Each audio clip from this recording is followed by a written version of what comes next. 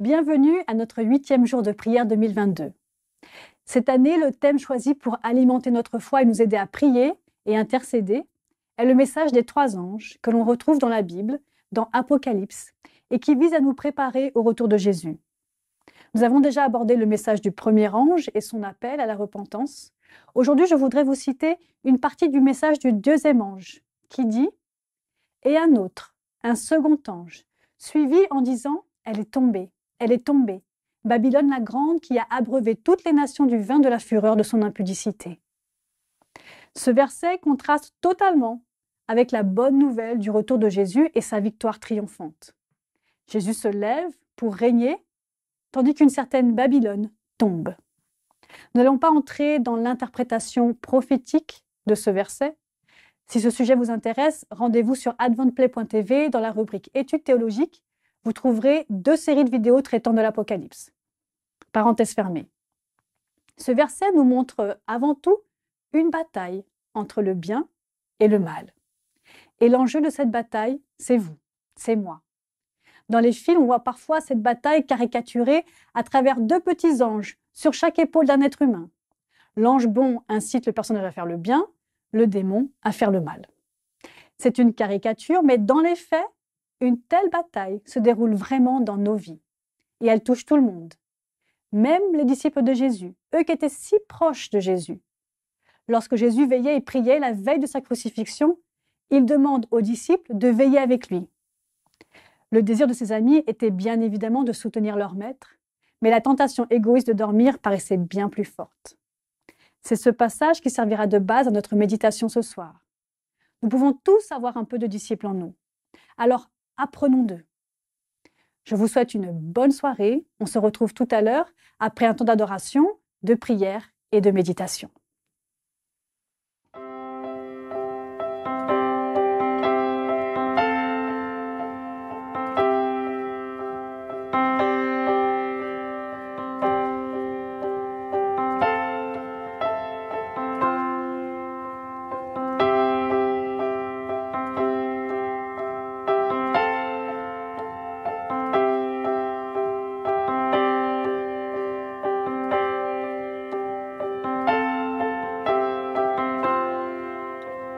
Viens, ne tarde plus, adore. Viens, ne tarde plus dans ton cœur. Viens, tel que tu es, adore. Viens, tel que tu es, devant ton Dieu.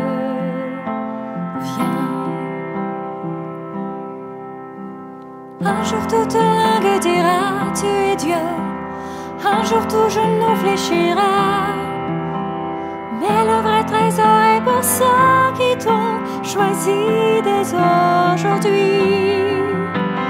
Un jour toute langue dira tu es Dieu, un jour tout genou fléchira, mais le vrai trésor est pour ceux qui t'ont choisi dès aujourd'hui.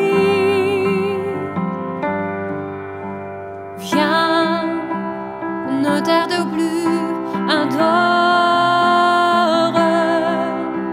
Viens, ne tarde plus dans ton cœur. Viens, tel que tu es, adore. Viens, tel que tu es, devant ton Dieu. Viens. Un jour toute langue dira tu es Dieu, un jour tout genou fléchira, mais le vrai trésor est pour ceux qui t'ont choisi dès aujourd'hui. Un jour toute langue dira tu es Dieu, un jour tout genou fléchira, mais le vrai trésor est pour ceux qui t'ont choisi dès aujourd'hui. Viens, ne tarde plus, adore. Viens,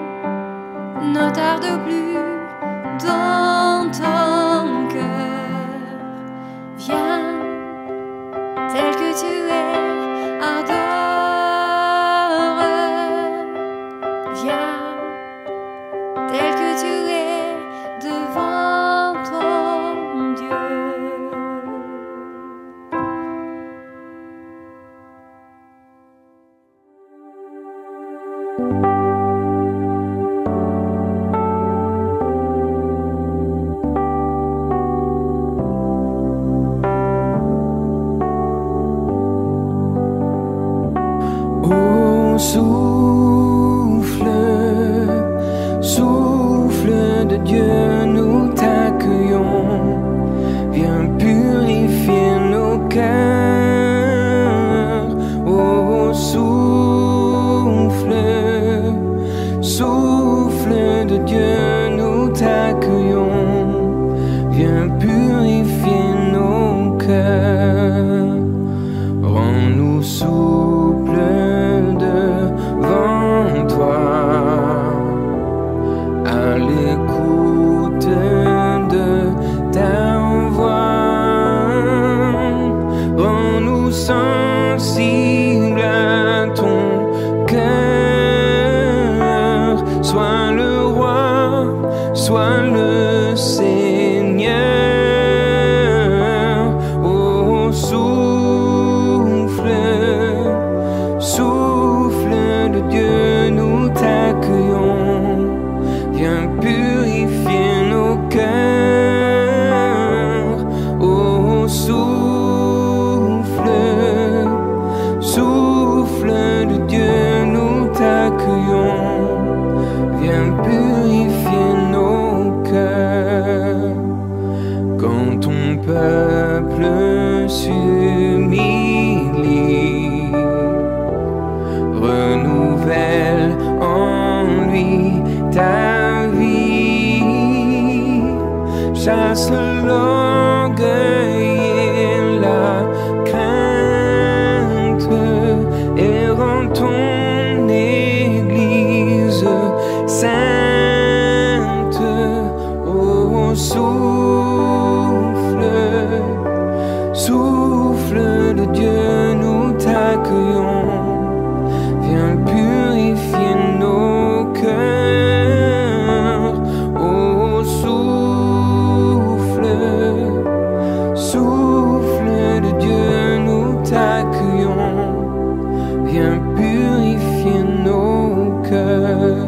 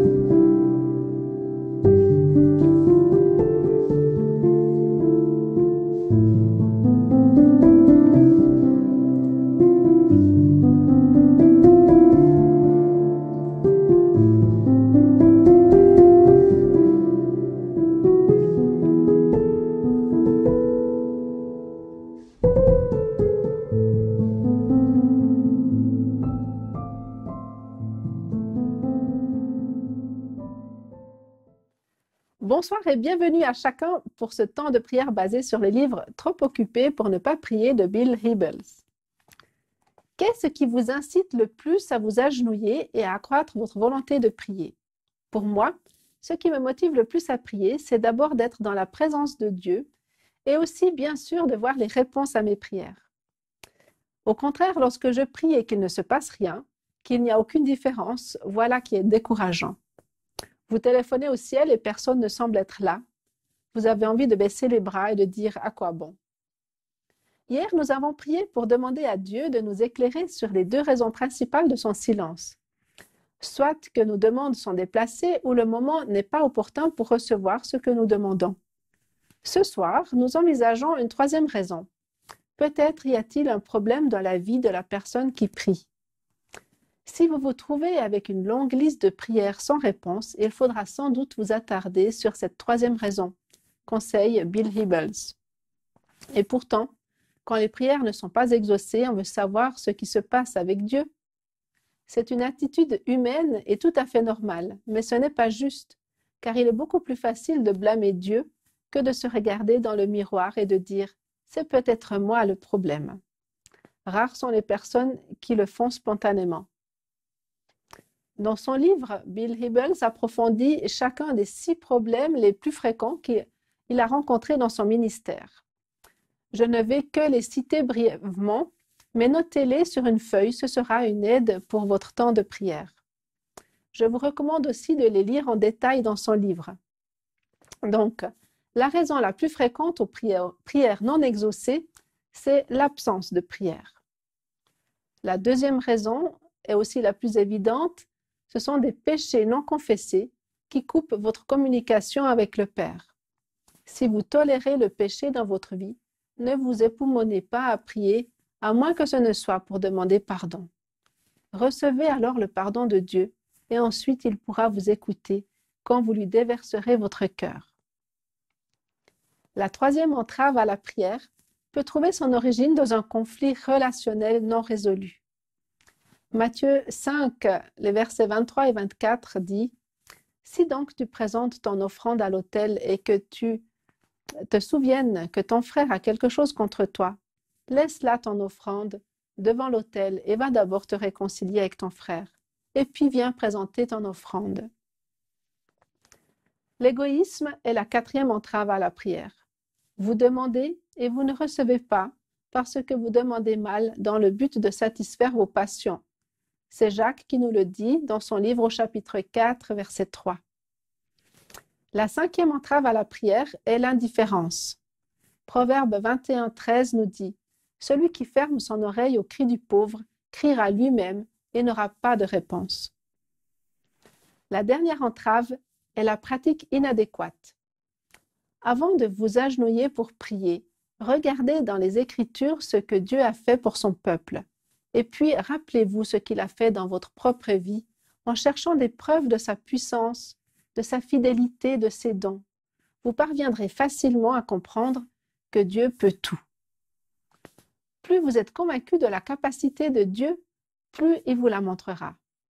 On peut donc dire que c'est bien souvent nous qui sommes les obstacles à la réalisation des miracles que nous demandons. Durant la prochaine minute, que vous pouvez bien sûr rallonger en appuyant sur pause, commençons une introspection et demandons à Dieu de nous éclairer sur ce qui entrave notre communication avec lui. Reconnaissons nos mauvaises attitudes ou pratiques, demandons pardon et entrevoyons combien Dieu veut nous libérer, nous faire grandir et nous bénir. Prions ensemble.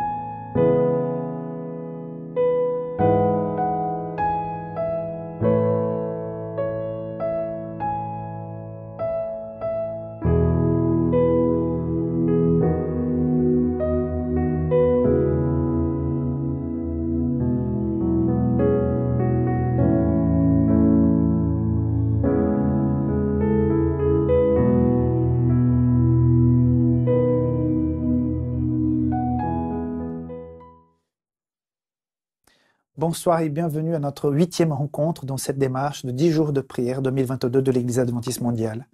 Tout d'abord, je vous encourage de ne pas oublier de prier en faveur des 7 personnes que vous avez choisies depuis le début de cette démarche. Espoir Média a décidé de vous accompagner avec un contenu d'appui qui vient en plus du matériel fait par la conférence générale que d'ailleurs vous pouvez télécharger en bas de cette vidéo. Le thème de cette année est la prière des 3 anges. Nous allons prendre un aspect ce soir. Je vous invite donc à vous plonger sur cette veillée de prière de Jésus avec ses disciples Gethsémani. Nous cherchons dans cette expérience de valeurs spirituelles que nous pourrions appliquer dans la démarche de la vie chrétienne. Tout d'abord, lisons le texte qui se trouve dans l'évangile de Matthieu, chapitre 26, versets 36 à 46.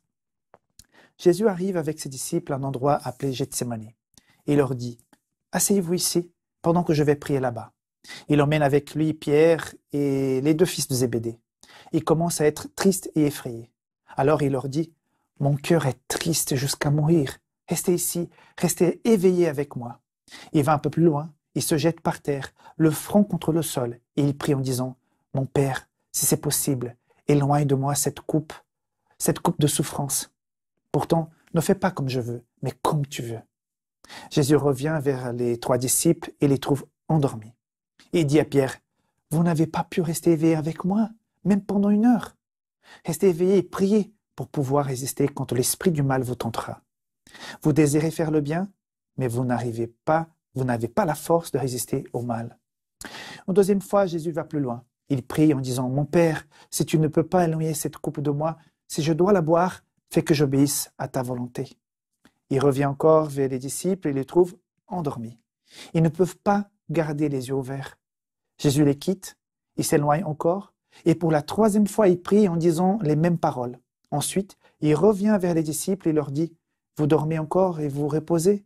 Attention, c'est le moment. Le Fils de l'homme va être livré aux pécheurs. Levez-vous, allons, voyez, l'homme que me livre est arrivé. »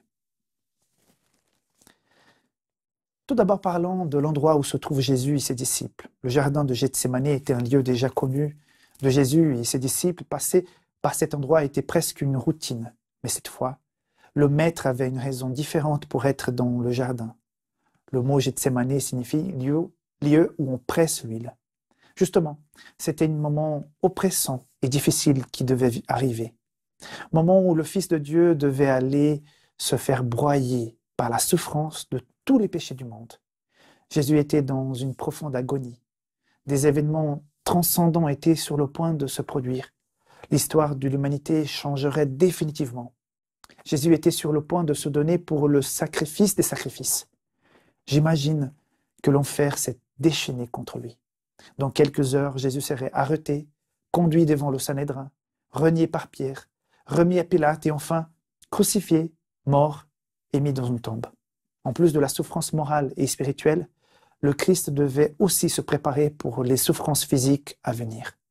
Il devait se préparer à tous les coups de fouet qu'il recevrait, à toutes les insultes qu'il entendrait, à toute la douleur qu'il ressentirait, à tous les péchés qu'il porterait. En bref, Jésus était rendu à Gethsémani pour se préparer spirituellement à tout ce qu'il porterait quelques heures plus tard. Comme le dit saint Thomas d'Aquin, si le Christ a été si affligé, ce n'est pas seulement parce qu'il était sur le point de perdre sa vie, c'est aussi à cause des péchés de tous les hommes. Le poids gigantesque des péchés de toute l'humanité reposait sur ses épaules. Un homme ordinaire, sans l'aide et sans le soutien de sa foi, se serait effondré sur une telle charge. Ses 3 disciples, Jean, Jacques et Pierre, étaient les plus proches du Christ. Ils étaient parmi les meilleurs amis, ceux qui le maître avait le plus confiance. Maintenant, vous pouvez imaginer cette scène. Jésus était rempli d'effroi, d'une angoisse sans pareille, traversant le pire moment de sa vie, transpirant le sang. Le maître appelle alors ces 3 jeunes hommes pour qu'ils l'accompagnent dans cette démarche, dans cette veillée de prière, mais lorsqu'il revient, il les trouve endormis. Ses meilleurs amis dorment alors qu'ils devraient être aux côtés du Christ, en priant et en veillant. Justement, ce soir, je voudrais axer mon message non sur la souffrance et mission de Jésus, mais sur ses disciples qui étaient invités à veiller et prier, mais qui finalement se sont endormis. Revenons dans le jardin. Jésus qui appelle ses disciples les plus intimes et les plus fidèles pour être le plus près de lui. J'aime bien cette image d'un Jésus que tout comme nous, dans son humanité, avait besoin de ses amis dans des moments très difficiles. Combien il a été dur, amer ces moments pour Jésus. Une tristesse indescriptible envahit son cœur. L'attente de la souffrance était aussi atroce. Il révèle à ses amis la douleur qu'il ressentait dans son cœur au verset 38. « Mon âme est remplie de tristesse jusqu'à la mort. Restez ici et veillez avec moi. » Un appel de détresse et une demande de soutien à ses amis. Il a besoin d'eux. Mais que va-t-il se passer? Vous connaissez bien l'histoire. Ils vont faillir à sa demande d'accompagnement, de soutien, d'amitié. Je ne veux pas défendre le manque d'engagement des disciples qui sont à 3 reprises endormis. Mais j'ai déjà un premier questionnement. Jésus est allé prier un peu plus loin, seul, parce qu'il savait que lorsqu'il serait sur la croix, il serait seul. Il a compris que la prière lui permettait d'affronter la croix. Alors, pourquoi a-t-il invité ses disciples à prier et à veiller avec lui? Oui, il avait aussi besoin de cet accompagnement. Mais en plus de cela, le Christ, je le pense, voulait aussi les préparer. Il a dit précédemment dans cet même évangile de Matthieu, chapitre 16, verset 24, ceci. « Si quelqu'un veut venir après moi, qu'il renonce à lui-même, qu'il prenne sa croix et qu'il me suive. » Dans ces versets, nous pouvons voir que les disciples avaient aussi une croix à porter et qu'ils devaient aussi s'y préparer. Et là, je suis encore une fois étonné de l'amour de Jésus pour ses disciples et pour tous ses enfants en général. Même dans un moment le plus dur de sa vie, il enseigne, il témoigne, il nous apprend des choses. Il veut nous apprendre à porter notre croix. Il veut apprendre aux disciples comment faire pour supporter une croix avec son exemple. Il veille et il prie. Cette croix, la nôtre, n'est en aucun cas un problème ou un fardeau que nous devons porter. Au contraire, la croix est la puissance même de Dieu pour ceux qui l'aiment. Et cela devait être une raison de grande joie pour les chrétiens. Mais si nous faisons comme les disciples et dormons au lieu de nous préparer, cela peut devenir un fardeau très lourd pour nous, au point qu'on la lâche. Il y a aussi parfois un malentendu sur la nature de cette croix. Nous associons souvent les obstacles, les adversités de notre vie à une croix que Dieu nous a donnée. Mais c'est quoi notre croix? Il est dit dans 1 Corinthiens chapitre 1 verset 18. La parole de la croix est une folie pour ceux qui se perdent, mais pour nous qui sommes sauvés, elle est une puissance de Dieu. Notre croix, c'est de garder la décision d'obtenir le salut par Jésus-Christ, de suivre lui, notre Sauveur, et ses valeurs, coûte que coûte, jusqu'au bout de notre vie, et c'est là malgré les tentations et les problèmes inhérents à ce monde de péché. Et aussi malgré les conséquences de nos décisions, qu'elles soient bonnes ou mauvaises. Dans ce que Jésus fait dans Gethsémani, il nous montre la clé que nous devons apprendre pour pouvoir porter notre croix, la prière. L'Église adventiste parle beaucoup de ce sujet. Vous voyez, nous sommes dans une démarche de 10 jours de prière. Je vois plusieurs pasteurs, plusieurs messagers parler de ce sujet. Mais il ne suffit pas d'en parler. Il faut le faire, le vivre, pour qu'une puissance spirituelle nous remplisse et nous fortifie dans cette marche vers le salut. Cette pratique est bien plus qu'une simple démarche pour déposer une demande ou faire un remerciement. La prière, c'est vous qui parlez à Dieu. C'est prendre le temps de raconter votre journée au Seigneur. Il sait tout, mais il veut que vous lui parliez de vos problèmes, de vos joies, de vos réalisations, de vos idées, de vos projets. Il veut que vous criez et demandiez de l'aide pour faire face aux obstacles de la vie. Et aussi pour vous permettre de porter cette croix qui est le partage véritable, profond de son évangile. Un autre élément dans cette histoire est l'invitation de Jésus à veiller dans la prière. Il ne veillait pas tous les soirs, mais il l'a fait très régulièrement. Mais à des moments spécifiques, on le voit passer parfois toute la nuit à prier, à veiller. Pour mieux cerner ce terme « veiller », j'ai trouvé la définition de veilleur, qui dit ceci. Veilleur, c'est la personne qui fait le travail de surveiller par l'observation une propriété afin de ne pas permettre que d'autres viennent l'endommager ou la voler.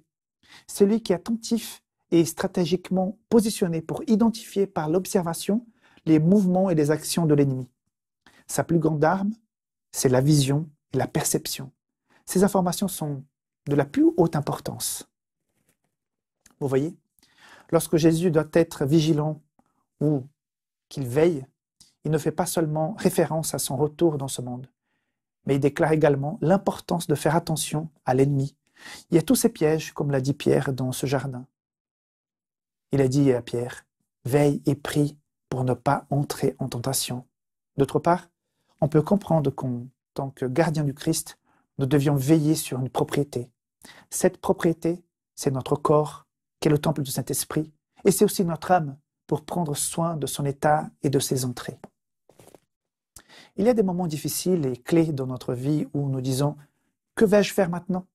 Souvent, il n'y a vraiment rien à faire pour l'instant parce que tout simplement, vous, moi, on ne comprend pas encore la situation et nous sommes dans l'impossibilité d'agir. Là, nous apprenons que nous devons juste être attentifs et regarder pour voir ce que Dieu va nous montrer, que Dieu va faire pour nous. En agissant ainsi, nous devenons plus sensibles à la voix du Saint-Esprit et ainsi entendons sa volonté. L'ennemi fait tout son possible pour nous détourner notre attention et nous rendre distraits afin de nous faire perdre la bénédiction de la prière. Et le grand ennemi de la prière, c'est le sommeil spirituel.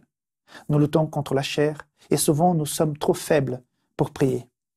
Comme Simon-Pierre et ses compagnons, nous avons aussi du mal à veiller, même pour 1 heure, parce que nous avons les yeux lourds. Cela me fait penser aussi aux 10 vierges de Matthieu 25. Et je comprends mieux les disciples quand je pense à cette histoire. Elles avaient toutes des lampes et des récipients. Pendant un temps, il n'y avait aucune différence entre elles. Elles étaient toutes endormies, les sages et les folles. Il en va de même pour l'Église qui vit juste avant la seconde venue de Christ. Tous ont une connaissance des Écritures. Tous ont entendu le message de la proximité de retour du Christ. Mais comme dans la parabole, il y a un temps d'attente. La foi est mise à l'épreuve. Nous rentrons en mode veille. C'est-à-dire, nous devrions être prêts pour être activés à n'importe quel moment quand le cri de minuit se fait entendre. Voici l'époux, sortez à sa rencontre. À ce moment-là, il y aura donc ceux qui sont prêts et d'autres qui ne le sont pas. Ils n'ont pas assez d'huile ni dans leurs lampes, ni dans leurs réserves. Ils sont privés de l'Esprit Saint. La différence entre les deux groupes n'apparaît que verset 8 du récit de Matthieu 25, quand les folles disent « parce que nos lampes s'éteignent ».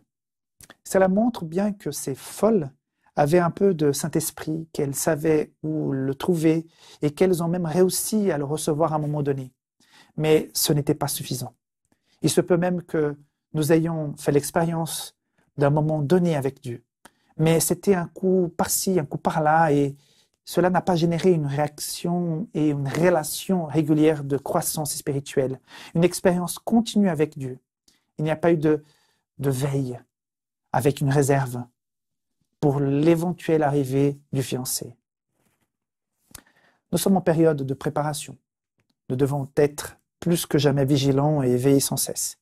Si vous êtes sur le point d'affronter une situation difficile, soyez très attentifs, spirituellement attentifs et vigilants pour ne pas trébucher comme les disciples. En désirant faire la volonté de Dieu, la prière est le premier pas vers la victoire dans ce milieu des courants philosophiques opposés au christianisme. Seule la prière nous met en contact avec le Père afin de rechercher la puissance pour donner du sens à notre foi, obéir à ses commandements et vaincre le péché. Lorsque les tentations de s'écarter de principes bibliques se font sentir, rapprochez-vous de Dieu, ayez confiance. Il était avec Jésus au Gethsémani. Il sera avec vous lorsque vous serez dans votre Gethsémani à vous. N'abandonnez pas la foi, faites confiance à Dieu et soyez vainqueurs comme Jésus l'a été, car lorsque la volonté de Dieu prévaut, la victoire prévaut aussi. Jésus n'était pas un pécheur et pourtant il a dû renoncer à sa propre volonté. Donc à plus forte raison, nous, pécheurs au goût et aux volontés perverties, devons-nous lutter comme Jésus. Jésus a goûté la coupe amère au Gethsémani pour nous donner l'exemple de comment veiller et aussi pour accorder la victoire sur le péché. Cette victoire dépend de Dieu et non de nous-mêmes. Jésus a prié de manière très soumise à Dieu. Il n'essayait pas d'imposer ou de déterminer la réponse de Dieu à ses prières. Jésus voulait la consommation de la volonté de Dieu dans sa vie. Alors, je vous propose d'aller dans votre Gethsémani et que vous puissiez rester éveillés dans la prière pour faire totalement la volonté de Dieu et être prêts pour les moments de détresse dans ce monde et surtout pour avoir les bras grands ouverts à l'arrivée du fiancé. Donc, bonne démarche spirituelle, chacun dans son jardin.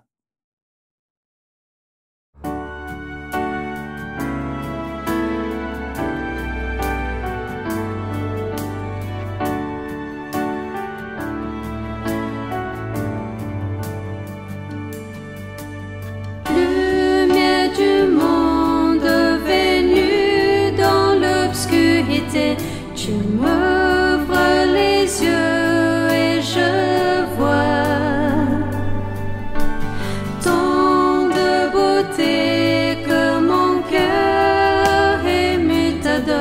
Je sais que ma vie est en toi. Et me voici pour louer, me voici à tes pieds, me voici pour dire tu es mon Dieu. Car tout en toi est beauté, tout en toi est grandeur, tout en toi est merveilleux pour moi. Roi éternel, élevé au-dessus de tout, ta gloire resplendit dans le ciel. Tu es venu humblement sur cette terre, tu t'es donné par amour. Et me voici pour louer, me voici à tes pieds, me voici pour dire tu es mon Dieu. Car tout en toi est beauté, tout en toi est grandeur, tout en toi est merveilleux pour moi. Je ne pourrais imaginer le prix payé pour mon péché. Je ne pourrais imaginer le prix payé pour mon péché. Et me voici pour louer, me voici à tes pieds, me voici pour dire tu es mon Dieu. Car tout en toi est beauté, tout en toi est grandeur, tout en toi est merveilleux pour moi.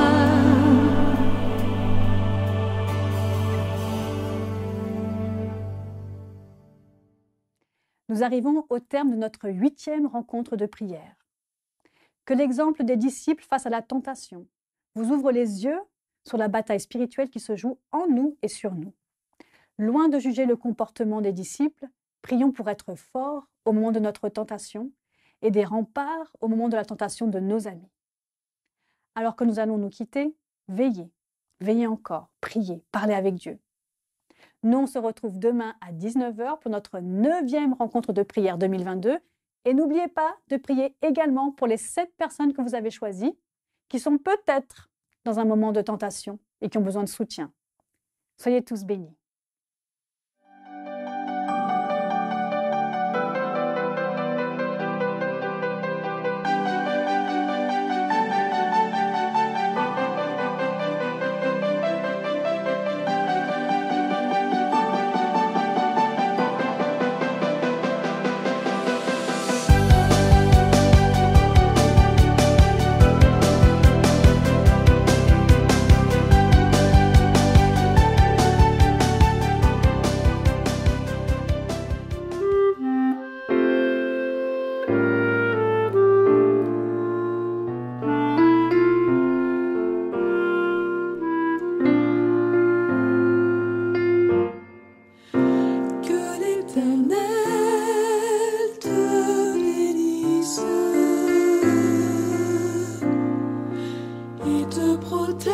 Que l'Éternel te regarde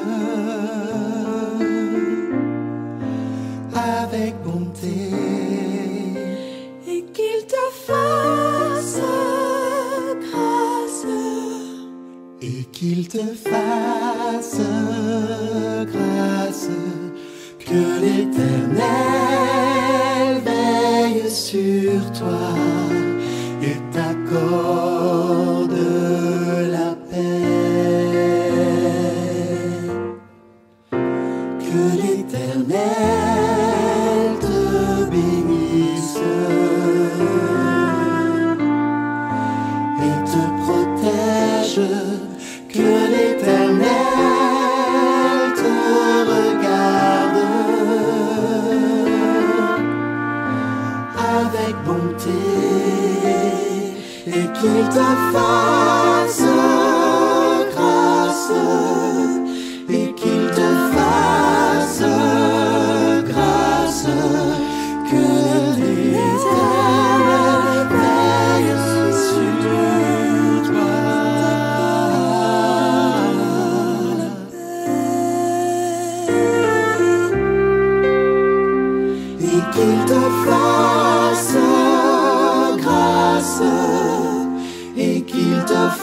grâce, grâce, que l'éternel